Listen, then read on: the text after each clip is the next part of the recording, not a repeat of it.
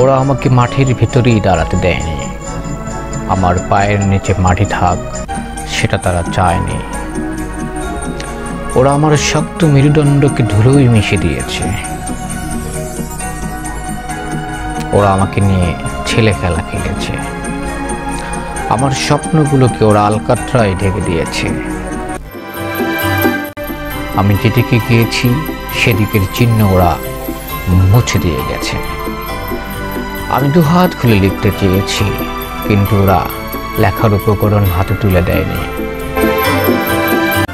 এমনকি কলমে গাছের ডগা দিয়েও লিখতে চেয়েছি, কিন্তু ওরা সেটাও কেড়ে নিয়েছে।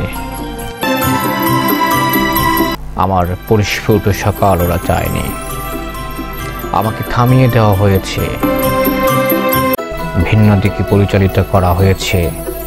ওরা আমাকে মালয়েশিয়া পাঠিয়ে লেবার বানিয়েছে।